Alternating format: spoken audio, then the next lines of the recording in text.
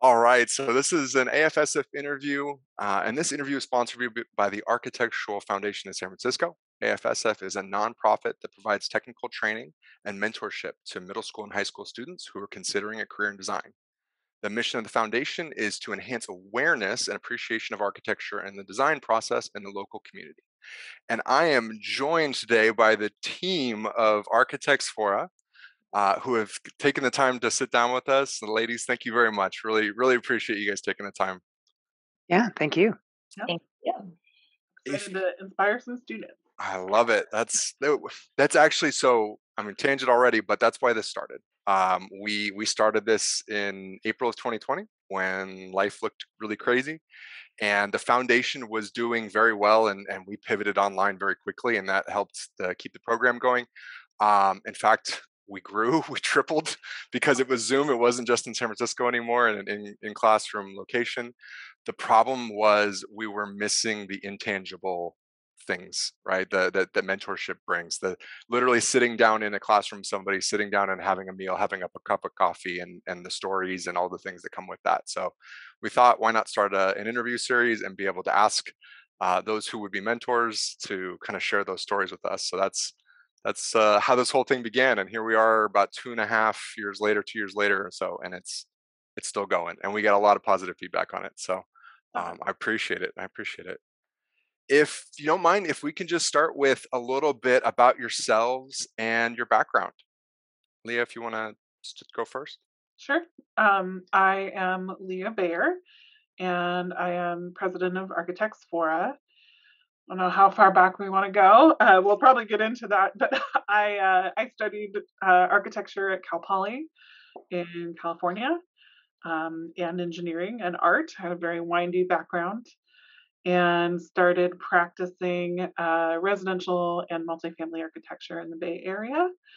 And that went into doing some commercial work for a little while in San Francisco, and then launched my own practice in 2018 called EVA Studio, focused on residential work and highly sustainable projects as well, working mostly in Hawaii, which was rad.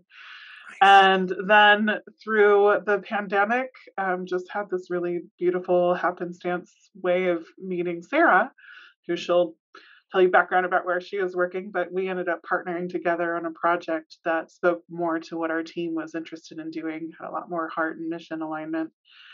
And it resulted in us bringing in Kate and joining forces and taking over a practice together and rebranding. And now here we are as Architects FORA. And I'm sure we'll talk about more details about all of that because it's kind of a lot. Awesome. I now am really excited that I get to step back from the architecture actually and focus more on the business side of things. And Sarah and Kate are just spectacular principals and architects leading that aspect forward and do it way better than I can. So I'm happy to be on the back end. I like I'll it. pass it to Sarah since I mentioned you first in that. Sure. Zach, thank you for having us. It's an honor to be a part of this series. And yeah, so I also am a Cal Poly alum. I graduated many years ago. I was born and raised in the Bay Area and ended up coming back here after college. So started practicing here in the Bay Area for a firm that does a lot of public school work, a lot of K through 12 projects. So got the whole gamut of experience in classroom and educational spaces with some really cool one-offs like a children's museum and zoo and a central commissary for a school district. So pretty interesting and technical one-off projects. But a few years back, going through becoming a parent myself and the life transitions that brings, just wanting to find a way to align my practice, my skill sets as an architect with addressing some of our larger societal issues. And that led me down a path towards homelessness and how we are addressing the homelessness crisis and housing crisis in California. And that led me to a firm called OJK, Architecture and Planning in San Jose. Jerry King was the founder of OJK. He's been practicing for 40 plus years and built a beautiful legacy of work for the last 20 plus years, specializing in affordable multifamily housing project types, working with nonprofit housing developers, just some really beautiful projects that serve some of our most vulnerable in our population. And so was able to practice with Jerry for a few months until the whole world changed in 2020. We did our best to become a remote practice in a firm that was not set up that to practice that way. And that was part of the reason Leah and I actually met and joined forces, is that obviously with her firm Evia being all remote, she was able to kind of partner alongside OJK in that transition to a remote practice, help us with that setup, and then also help us with one of our current projects that was in design. So concurrent with that and getting to know how awesome Leah is and her passion for running a practice and operations and building a team, and Jerry being ready to transition into his retirement phase of life, the opportunity to purchase and take over leadership of OJK was put on the table. Kate will speak to our, we've known each other for a very long time, freshman year of the dorms. So as soon as I started, and we've done a lot of life together, but we've also practiced together. When I told her what was going on, she said, "Don't you dare go without me." I love it. That's where us came together to buy a firm in the middle of a global pandemic, scale up a team, and build out new client relationships. And it's been an amazing journey. Couldn't be doing it with two better people, that's for sure. I love it. That's awesome. Accurate. Yeah. So I have known Sarah since we were 18. We were on the same floor at Sequoia at Cal Poly, and she brought me up to the Bay Area.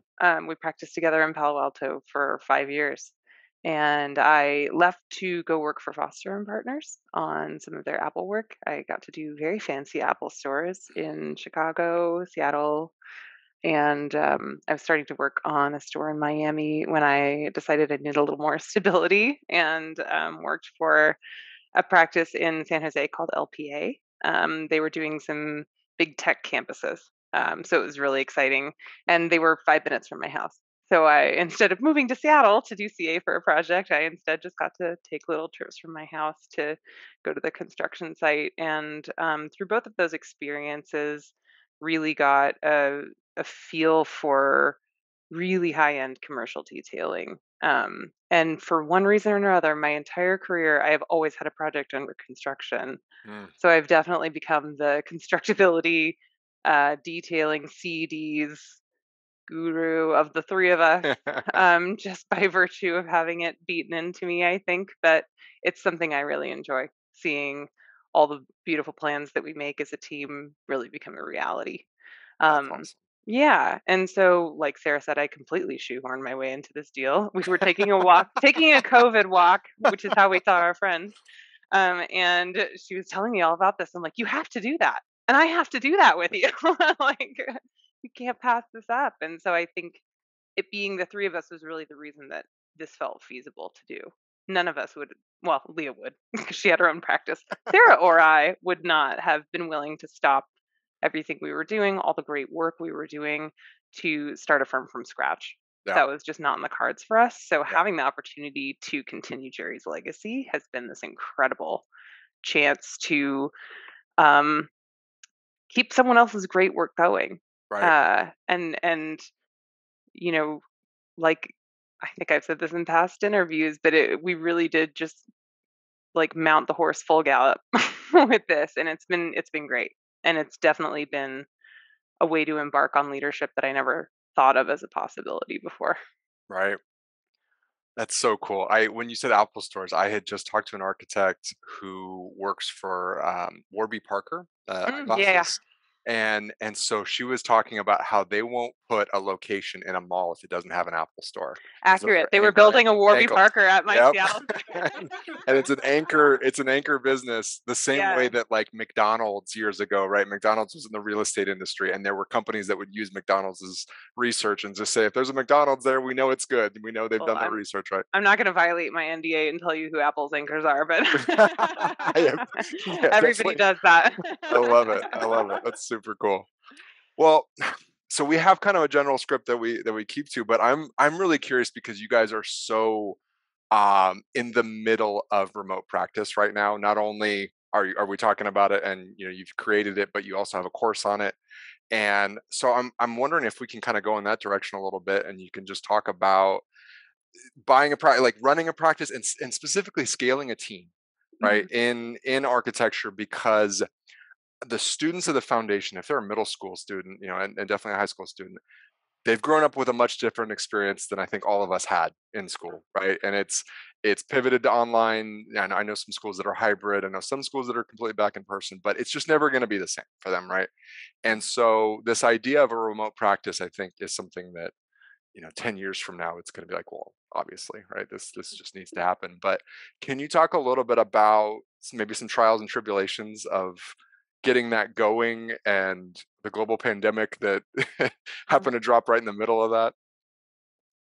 It was great. I'll just start with the origin. I was really involved with my local AIA Women in Architecture committee, and just heard story after story about really excellent architects dropping out of the industry to care for a child or a parent or a loved one, and also having international women in architecture coming in that had all sorts of other complications on top of that, and thinking, man, I'm at the age where I want to start a family. I'm going to end up in the same scenario, and I really don't want to deal with that. So it was sort of a selfish start, but also thinking, if I could create something that would work for me, then I think it could work for other people that are in a similar situation, and maybe I could build something that would support these people and keep important voices in our industry.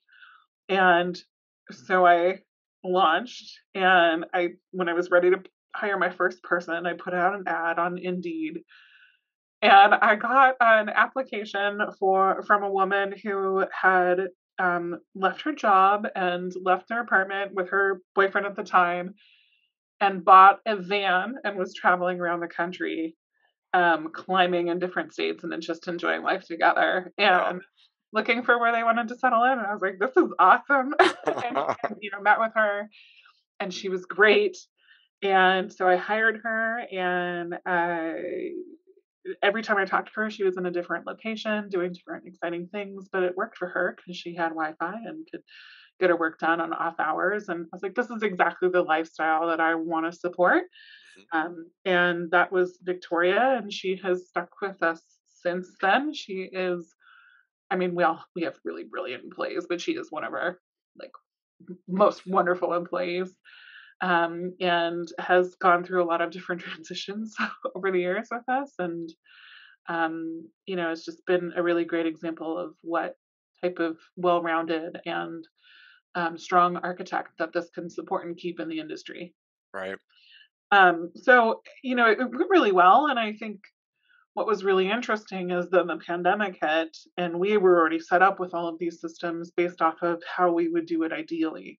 So how do we build this out without some sort of immediate need? And we had a lot of time. I had a couple of years to figure things out and trial and error and ask my team how it was going and test.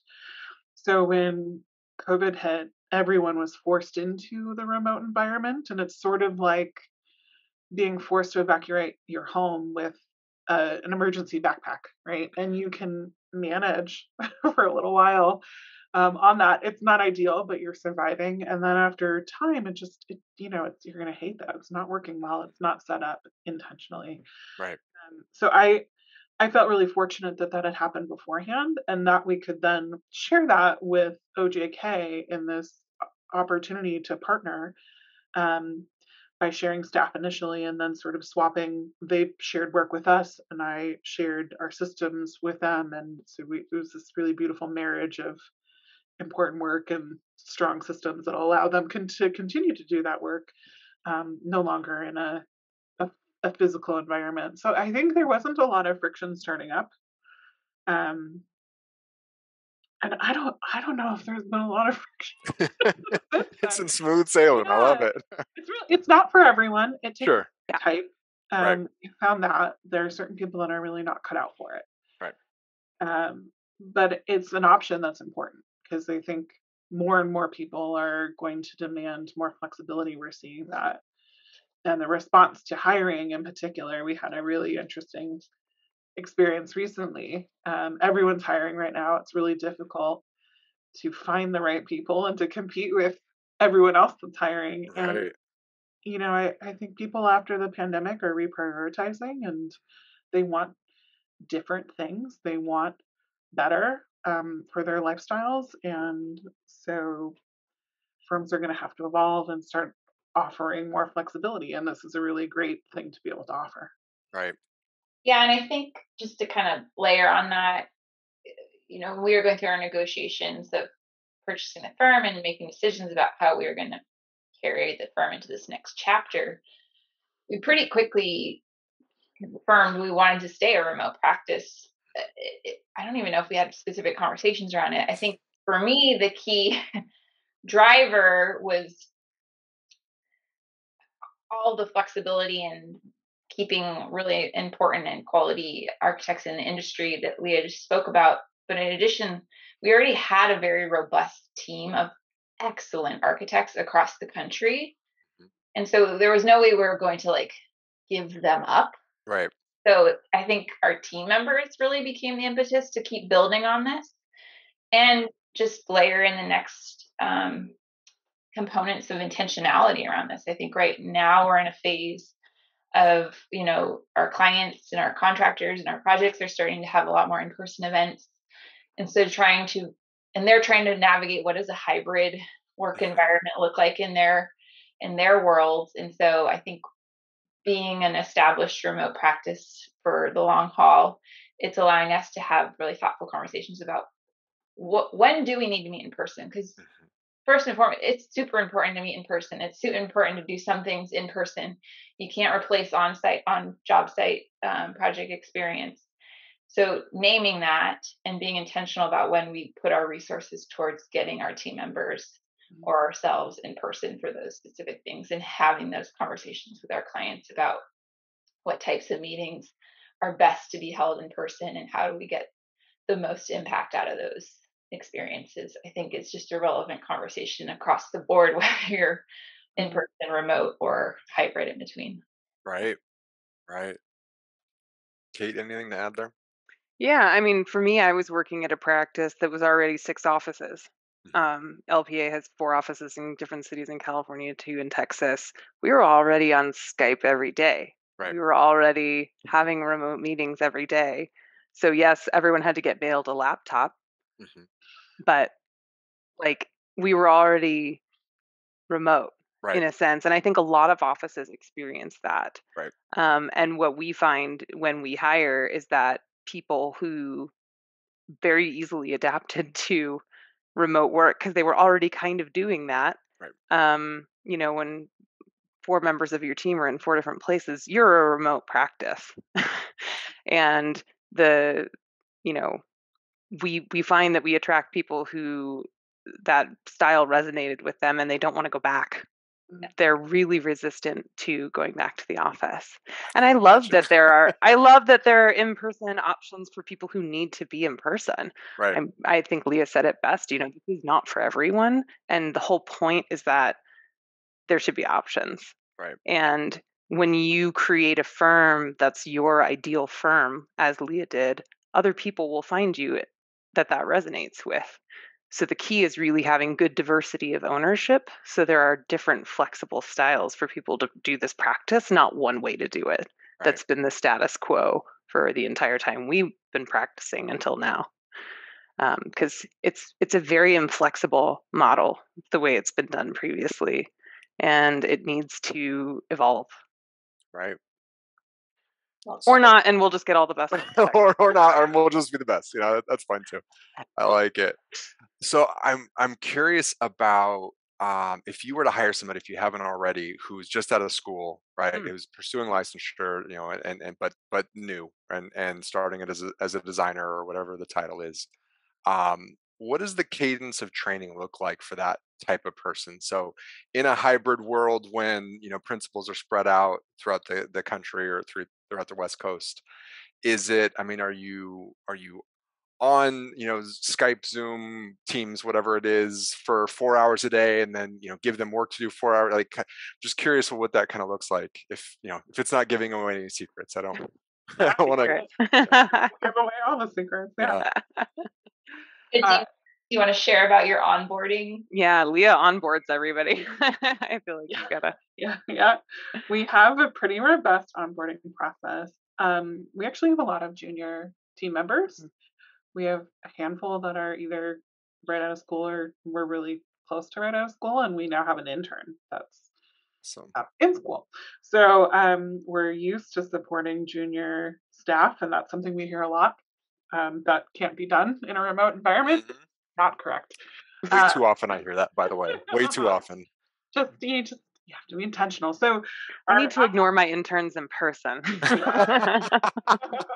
I'm sorry, if we can tangent real quick, just because I deal with students who are looking for internships, right? And it's like the pushback we get from firms is like, no, like A, we don't need them, and B, you couldn't do anything with them anyway. And I'm like, really? That's your answer? That's it? The future of our industry? But au contraire. Yeah, right? I feel like firm owners just don't give students enough credit. I mean, they're brilliant. They can do a lot. We just need to enable them to do that. So we have a sort of a week-long, pretty intense onboarding process. The first day is, hours-long meetings. I walk them through all of our communication tools, get all their accounts set up. And then Victoria, who I mentioned earlier, she's our technology lead. She then meets with them to go through all of our design tools. And then they have little breaks in between because it's a lot. And then I round out the day with just what to expect for the rest of the week. The next day they meet the team. They are introduced to some of their projects, depending on who they are and what they're being staffed on. The next day, our intern met with a peer mentor on our team who is just acting as a partner and a person to connect with and ask questions of that's not a superior. It's nice to have someone sort of at your level that you feel more comfortable communicating with.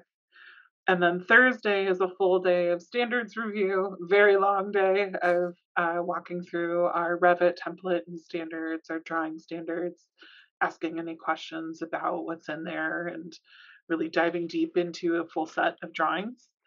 And then Friday is just them digesting, wrapping it all up, and asking any questions about that. And that usually satisfies most onboarding questions. They are given a whole checklist to walk them through and remind them of what they need to do. But we've found that most people feel pretty confident and set up on the right foot after that point. And then we just have pretty regular check-ins and meetings with them after that point. So I do biweekly one-on-ones with all of our staff just to talk about their career development and hear any challenges they're dealing with. We do 3-on-1 quarterly feedback sessions with our staff. We have Tuesday team meetings where we sort of do a lot of knowledge sharing, Thursday crits, and then Sarah and Kate meet with their teams, once or twice or more a week. So I don't know if you want to layer on from a project standpoint how much touch point you have, or maybe talk a little bit about Slack and our other tools that help keep people involved. I'll pass it. I've been talking a lot. Yeah, I mean, from a project team standpoint, when we're folding in someone who's less experienced, it's just like when you have any other new employee, you're just finding out what they do and don't have experience in. And if you assign them tasks that are well within their comfort level, you assign them a stretch task or two. And I think the really nice thing about the way we communicate, because we're remote, is that it's all asynchronous. So I feel like when I was a young architect, there was always this anxiety and hesitation about bugging my supervisor, but they just bug us dump it all down and we answer when we're ready. It eliminates the friction of like the walking up to the person's desk and like interrupting whatever they're doing. So I think that we get plenty of great questions. They can throw a screenshot of what the problem is, and, like mark it up, and there's a lot, and then the whole team can see the conversation. So if someone else is having a similar issue, or someone from one of Sarah's projects is having a similar issue, they can go like, oh, they're talking about that over in this channel for this project. Like, what do you do when your toilet's in your door clearance? I don't know, something really glamorous like that. But then the conversation's recorded from then on because it's in Slack and it's searchable. So maybe you don't have that problem the same day, but you have that problem 8 months from now. You're like, no. You can reference it. So that's we totally resolved this. We're going to go to that channel and find that conversation. And so I think it's an incredible learning tool to be able to see the conversations that teams are having, even if they're not your team, versus being siloed into project teams, which can happen when, you just don't have 1,000 set of ears, right? You have to be able to kind of tune people out in an in-person setting in order to get your work done. Right. One of our recent team members actually said that she admitted that she's been going back in every project channel and reading histories of what we've been talking about just to learn about how we work and what we are going through on our projects. So we've always theorized that people could do that and didn't actually have proof or anyone. We actually do. I mean, the search feature is really robust. I do it all the time. I love it. We do. But yeah, no, but just curiosity and wanting to like peek in and learn from these conversations and feel the comfort level, as Kate said, to jump in at any point, ask questions that are about current or past issues, and anyone can jump in and help educate. So it's a really like collaborative educational process with a record, and doesn't require you being in the same person at the same time as someone that you need an answer from. Yeah, and one of my favorite parts of the onboarding process for new team members to projects, and is a silver lining of purchasing a firm that had lots of projects before we joined, is that we've gone back and kind of recreated the history on a lot of our longer standing projects for our own reference point, but also for our team. And so those serve as really great project overviews that we can give to our new team members. Usually it's like a Google Slides document, go through the whole history. And that's a great way to introduce team members to who are our clients, who are we building for, how have we progressed through all the various, entitlements and other permitting portions of the project, to give them as complete a picture for the project they're going to be working on. Because I recall when I was more junior, and pretty much throughout my whole career, it's a lot easier to fall in love with a project, to do your best work on a project, if you understand how your piece plugs into the bigger picture. And I think that that's a really important part that we want to bring to, especially to junior staff, is giving in that broader context of how that tiny detail or door clearance issue they're resolving fits into the bigger picture of what we're trying to do here. So giving that kind of the mission side of things is my joy. I love it. I think it's so important because I think the generation, the millennial generation, the generations after are kind of pegged with that. They need this level of, where am I fitting in? I genuinely think everybody needs it, right? It's just been focused a little bit more on the younger generation, and that's okay. But it feels good. In a time when, the downside of remote work to me is that it can be lonely, right? Like, we are sharing a Zoom right now. This is wonderful, but when we turn this off, like, I'm in an office by myself right now, and there's just nobody here, and that's okay. So sometimes it's a great time to focus. I tend to be a little bit more of an extrovert. I like to talk to people, and so that can be hard. And so that mission can balance out of like, no, I'm contributing, right? I am doing something from the beginning, right? Not so much of that, what I would call old school mentality of sit down, shut up, don't talk until you're spoken to. You haven't put in your reps yet, right? You haven't earned the right. And I feel like, you guys have built a process that is just completely opposite of that in the best way possible. So I kudos to you. This is really fun to listen to, and you're talking about it so a matter of factly, like, yeah, like obviously you just give it to people. Yeah, Let them I talk. forget how unusual we are until we'll go to like an event with other architects and we're like, Like we hear them say something, we're like, oh God. Yeah. I completely forgot about it. I get to talk to a lot of people, and this is I believe how it should be, but it's not how it is yet for everybody. So um kind of, if we could flip real quick, so going from like onboarding via telecommunication, via Zoom, things like that, to when you do actually meet in person, and figuring out that cadence, or something like a job site visit, right? When you've got CA, like what does that look like, and do you kind of divide it up based on who's closest to the project, or are you doing it virtually now? Or if you could talk a little bit about that, that'd be great. Awesome. We just had this discussion. Yeah. Okay. We're building out our policy for that right now. Before you get into that policy, will you start first with a retreat? Because this would feel good. So this was an EVIA thing that Leah started before we all came together, to have a cadence of at least one annual retreat where everybody flies to the same location and spends time together. They were able to have one before the pandemic happened. And we just had our first one as Architects FORA in May. And our goal for this initial retreat was to, one, just be together as a team in person, because you just get to see the whole person literally in person. To get to know our clients and our partners that we work with, our contractors and other team members. And 3, get to know the places in the projects that we're working on, so that people could really have the full context of what we're building for. And we spent 2.5 days jam-packed full of lunches with our clients. We did a post-occupancy survey of one of our projects that finished construction last year, so it's been lived in for almost a year now. That was wonderful to get to meet the residents that are living there, hear their lived experience, hear what's working, what's not working in the building to help improve our future designs. We did a volunteer event with one of our clients. We did a job site walk of one of our projects under construction. And just, made dinner together, rented a big house, and got to be together. And it was wildly successful and really soul filling for all of us.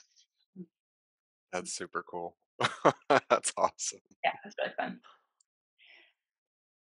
You want to answer Zach's question more directly, Kate? Sure. Yeah. So, when we took over the practice from Jerry was doing all of the construction administration for every project. And so we had 3 projects under construction when we bought the practice. And so I was still living in Sunnyvale at the time. And so I took over CA for those 3 from Jerry pretty immediately, and was doing basically only that for about a year, as one of our other projects started ramping up as well. And so it was me, going to the job site pretty much on my own, reporting back to the team as much as I could from photos and from, the contractor sending out their weekly reports, explaining what things were in the reports. We have a whole construction Slack channel, and people could ask questions. It's funny because, you could see someone was working on trash chutes, and then a trash chute photo would pop up and they'd be like, what's that thing? So it was good. It was still a great feedback loop.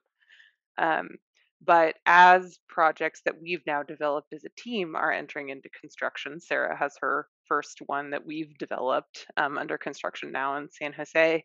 It's been a very meaningful conversation about how do we bring the team members who've been working on this project since schematic design to the site? How often do we do it in a way that makes financial sense? How can we time those so that they're at a meaningful time during the construction? It's far more important to see, say, ducks interacting with framing rather than watching someone dig a hole for a foundation. Just if you have to prioritize. Right. They're both important. So really picking those times during construction, those milestones, when it's so informative for an architect to be out on site and see it in 3D, be able to walk around it and really understand the condition from all angles. And so for us, we have so much flexibility because, quite frankly, our overhead is so low that we do have the option to bring people to sites as needed. Now, for the day-to-day person, do we slightly prioritize someone who's closer to the site? Yes. But that doesn't mean that people who are further away, we have killer employees in New York. That doesn't mean that they don't also need opportunities to come out and see what's going on as well. So it's just, balancing Gotcha. proximity with involvement in the project, and understanding those really meaningful times to come see. I feel like those milestones that you talked about start to make even more sense too, because you wouldn't want to show up on site if the project is delayed for some reason, right? And you're like, oh, we're here, we flew out here, and Yeah, looking at something exactly. that's a week or two behind schedule. You're like, oh, okay. So Yeah, and for me, like, this isn't even necessarily really a remote practice thing to me. I mean, I worked in a practice where I worked on stores in 3 different cities that I in no way lived in. They were as right, far apart from each other and from me as possible. right, And so flying was just part of it. right. And so it's not really a remote practice thing. It's kind of a big practice thing to be practicing It in is, cities that you're not in, yeah, it's a big which is, I practice thing. think, what's confusing about people to us is like, this is big practice moves and you're 12 people. But for us, it makes sense. It These problems are interesting because I think of them as almost mid-sized firm problems, right? Where if you're a solopreneur, which a lot of architects are, there's a very high percentage, right?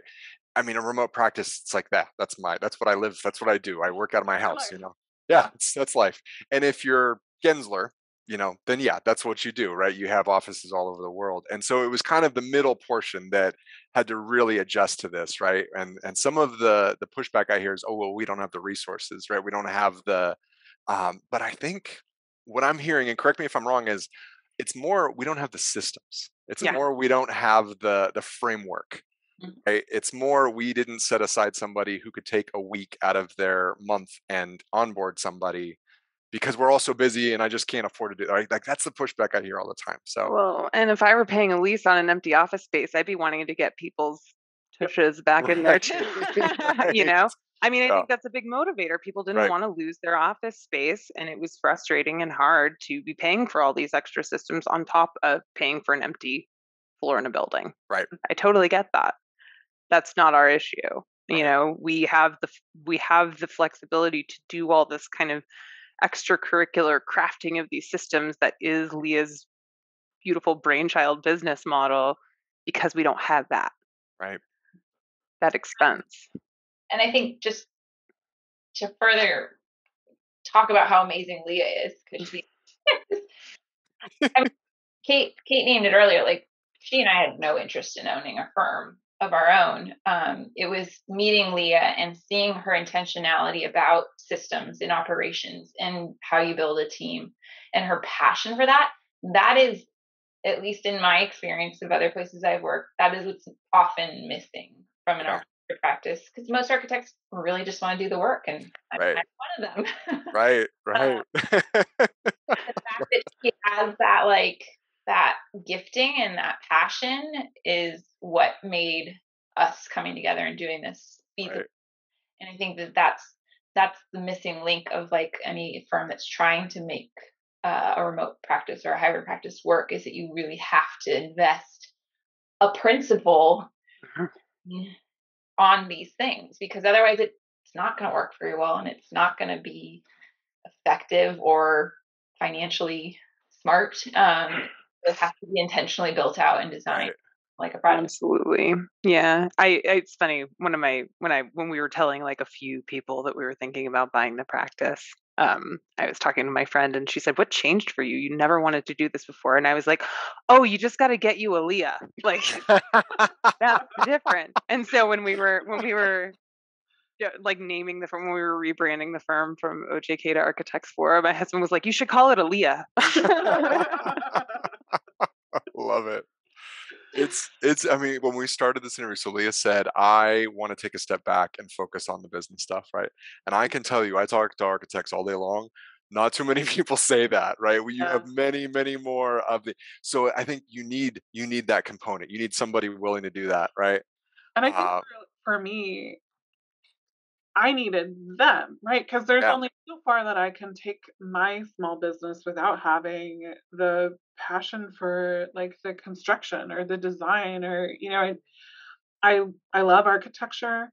I didn't see my place in architecture as a student, it was very challenging because I was not that person. I don't go gaga over details. I just don't care. Yeah. I don't care about architecture history. But I see the importance of the built environment and I want to support that. And so for me, meeting Sarah and Kate, I was like, you are the most brilliant architects I've ever met in my life.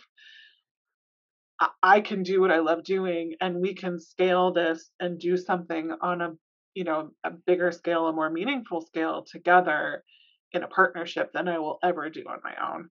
So it was just a really powerful moment.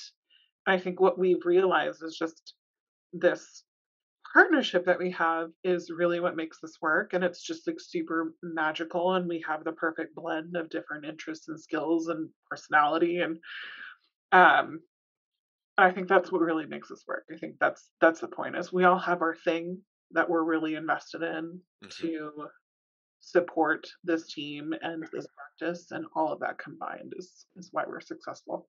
And have deep respect for what the other two do. I mean, I can Sarah feel and that. I like pull back on each other's projects, when she needs detailing help or when I need like, what the heck is this thing going to look like help? Like it's just, there's very little stepping on toes. And I think that's, for people looking to embark on partnership, that's a really important thing to figure out. And we get, it's interesting. A lot of boomers are retiring. A lot of baby boomer generation architects are retiring and looking to pass on their practice to architects our age, increasingly so. And we've been hearing from a lot of them because we were very public about our, taking ownership journey. And that's what we always say to them is like, right now you're thinking about you and you're thinking about the person who's selling to you, but you must be thinking about the people you're doing this with. They are the people who are there at the end of the day. They are your new partners. They're your new spouses. Yeah. And like that has to work and that has to be figured out because this transition will be over one day and that is who you are remaining doing business with. So more important than what the firm is evaluated at or, what the terms of the deal are is your people. And like, I'm very happy that we took the time when we were first discussing whether or not the three of us were going to do this to like very deeply figure that out. It's we talk about it all the time. Yeah, we have to. I've seen more ownership transition failures in the last 2 years than, 10 years, 20 years before that, right? The architects in their 70s and 80s are done. Yeah. They are tired and they did not want to do COVID and they're getting out. We hear from people all the time. Right. And it's so if you're ready, it's a ripe opportunity for architects our age to take over practices. Like, what an incredible opportunity. But I think people don't put enough intention into who you're doing this with at the end of the day. 100%. 100%. And for your students, and this is a younger crowd, it's going to be like this for the next decade. We're going to see a lot of transition in the next decade. So if that's of interest to you, there's a lot of options that are going to be available. Yeah, if your firm was established 1970 something. it's being transitioned something. right this moment. Oh, I love it. Well, so this is a completely different style of interview, and I love it. I always end with this question, and so as we wrap it up here, I'll want to get your feedback on this. What is the best advice that you could give to an up and coming design professional? So if you were going to talk to somebody, and you obviously have people that fit this model in your practice now, but what is the best advice that you would give to somebody who was considering that, maybe not even like I knew I was going to be an architect from 4 years old when I was playing with Legos, but just considering a career in design? What would you tell that person? Mine came to mind pretty quick. I can go first. Go for it, Sarah. Sure. I think when I was, when I was in middle school and high school and had chosen architecture as my path forward, which I think I just got lucky. It was because I was relatively artistic, but really liked math. People were like, you should be an architect, which is kind of a lie. I should have been here probably. But it's okay. I ended up liking architecture. But the reality is architecture is really hard. It's hard work. It's exhausting. It's I mean, the creative process takes a piece of you every time you create. You're giving a piece of yourself to that. And so the advice I would give is just find what you really care about and what you're really passionate about, because one, we need that passion in our built environment. We need people that care, that listen, that pour themselves into their projects, and that's what we do life in. But that's the passion's what's going to keep you going when it gets hard. And we talk about that a lot with our team of, we want to set up good balance and boundaries with our workloads, because that's really important to the long haul of a profession, of a career.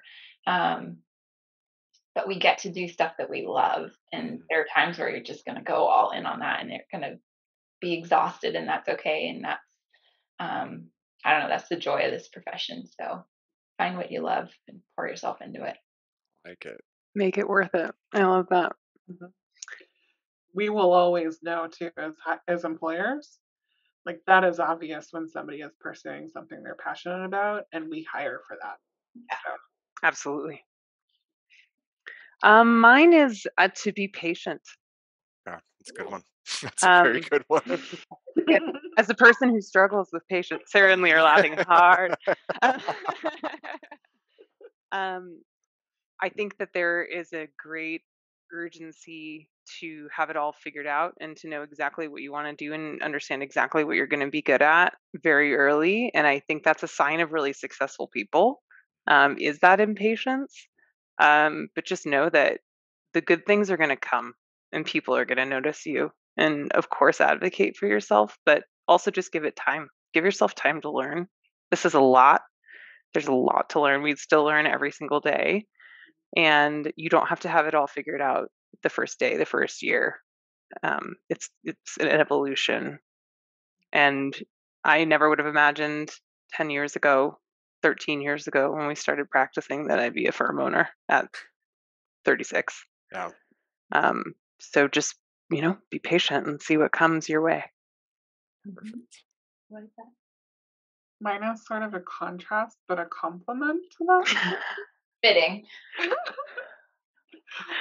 Which is, and I think it's patience is involved, but while you're navigating things and figuring it out, stay true to what, and this ties into Sarah is talking about, but what brings you joy and what is authentically of interest to you and speaks to your strengths and who you are as a human. I think we are trained in a certain way as architects. We have a certain type of education that speaks to a certain type of architect, that is like the designer. And then you get into practice and you're sort of put into a similar path as a young architect. And for a lot of us, that's not exactly who we are. And I think it's really easy to look at successful career trajectories and think that that's what we need to do and follow to be a successful architect. And it's not going to work for you if that's not who you really are. And you're going to be very unhappy, and you're going to be one of those miserable professors or firm owners that talk about how awful architecture is. And it's not. Architecture is wonderful. If you are true to yourself and to your passion and you follow that and sort of ignore the noise otherwise and what people tell you otherwise.